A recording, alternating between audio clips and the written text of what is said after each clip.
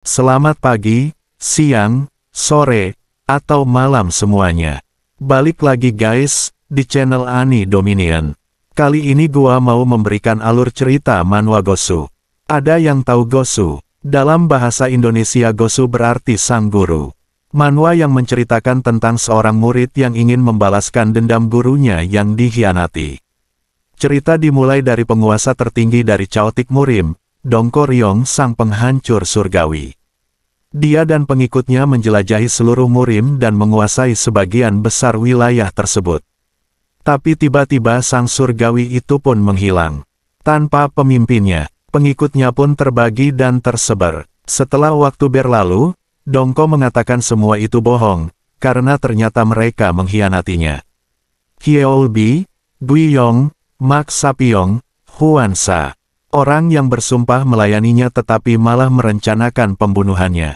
Dongko bercerita kepada muridnya Gang Ryong dan mengatakan kalau kau sudah belajar semua yang dia ajarkan, dan harus membunuh setiap pengkhianat itu sampai habis dan membalaskan dendamnya.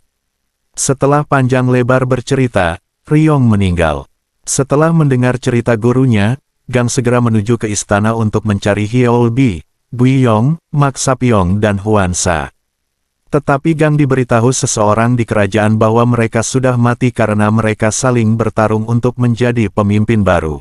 1 tahun telah berlalu, ternyata Gang bekerja di sebuah kedai untuk mengantarkan pesanan.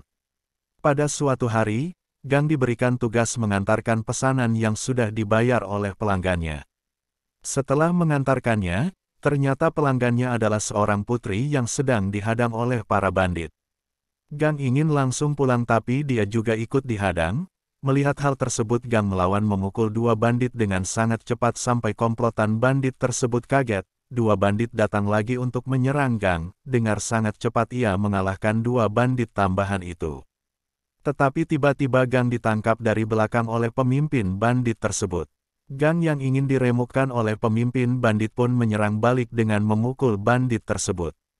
Merasakan tubuh bandit itu sangat keras, Gang mengeluarkan teknik pukulan penghancur surga, pemusnah neraka yang membuat bandit tersebut terpental ke sebuah batu dan menimbunnya. Sang putri yang mendengar teknik pukulan Gang terheran bagaimana bisa si gendut itu tahu ilmu tertinggi jurus penghancur surga. Di saat sang putri menanyakan namanya, Gang langsung lari secepat mungkin. Selanjutnya ada sebuah perkumpulan rahasia bernama Bewitching Flowers yang diketuai Haklan. Perkumpulan rahasia itu ditugaskan untuk menangkap Nuedong, seseorang yang terus mengambil harta dari sebuah organisasi. Suatu hari perkumpulan rahasia Bewitching membuat jebakan untuk Nue, tetapi malah Gang yang melewati jebakan tersebut tanpa terjadi apa-apa.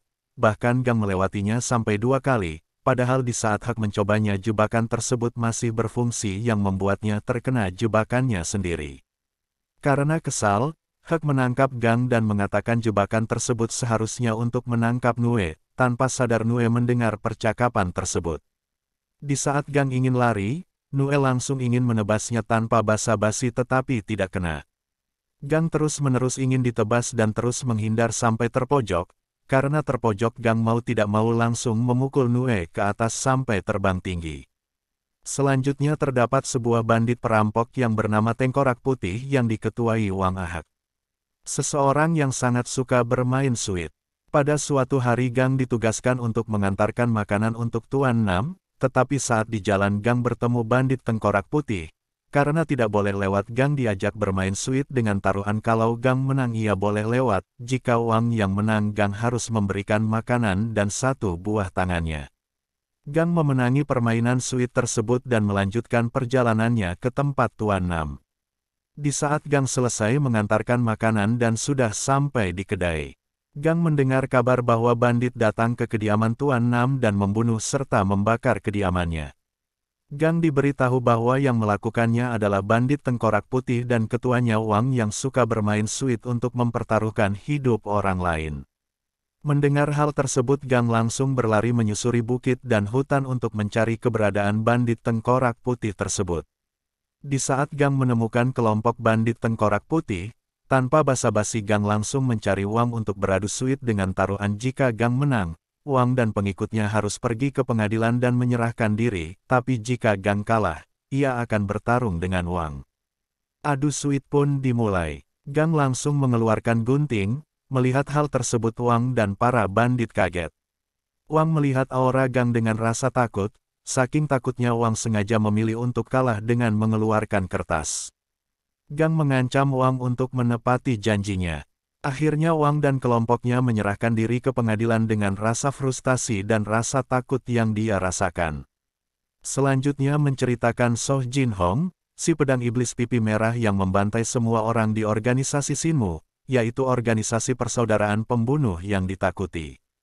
Soh melakukan pembantaian itu untuk membalaskan dendam orang tuanya yang dibunuh Shinmu, dan mencari pemimpin di balik pembunuhan tersebut.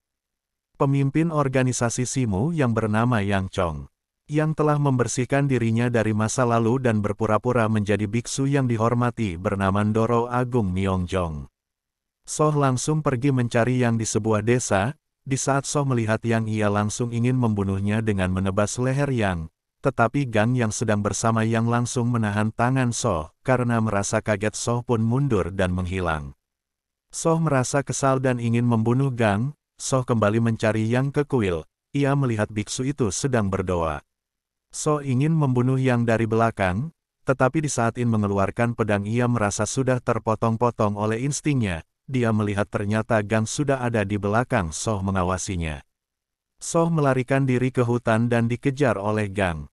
Mereka saling beradu pedang. Soh terus menyerang Gang tetapi tidak ada yang kena. Mereka saling bertarung, jual beli serangan dengan sangat sengit. Pada suatu momen Gang berhasil memukul Soh dan membuatnya terpental dan terjatuh ke sungai di sebuah jurang.